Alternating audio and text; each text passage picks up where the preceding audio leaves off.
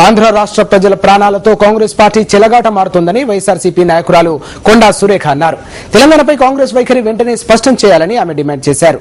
December 9 ప్రకటనకు కాంగ్రెస్ కట్టుబడి ఉండాలని ఆమె కోరారు. వైఎస్ఆర్సీపీ ఎమ్మెల్యేల రాజీనామాలు తనను బాధించాయని ఆమె తెలిపారు. డిసెంబర్ 9 ప్రకటన నుంచి కూడా ఈ రోజు వరకు కూడా మీరు ఆంధ్ర రాష్ట్ర ప్రజలతోటి ఆటలాడుకుంటా ఉన్నారు, ప్రాణాలతోటి ఆటలాడుకుంటా ఉన్నారు.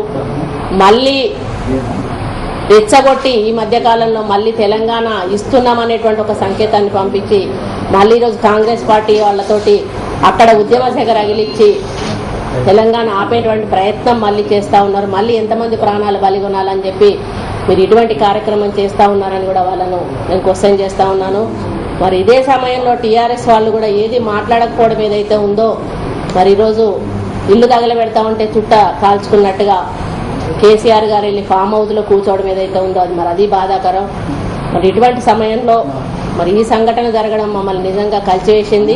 దీని మీద పార్టీ ఒక స్టాండ్ చెప్పాలనేది కూడా మేము కోరుకుంటూ మరి కాంగ్రెస్ పార్టీ పెద్దలను కూడా విజ్ఞప్తి చేస్తూ ఉన్నాను. మీరు ఏదైతే ఒక నిర్ణయం తీసుకోవాలనుకుంటున్నారో వెంటనే తెలంగాణ మీద స్పష్టమైన నిర్ణయాన్ని ప్రకటించి మరి రావణ కాష్టను చల్లార్చాలని చెప్పి మరి వారిని ఈ వేదిక మీద నుంచి విజ్ఞప్తి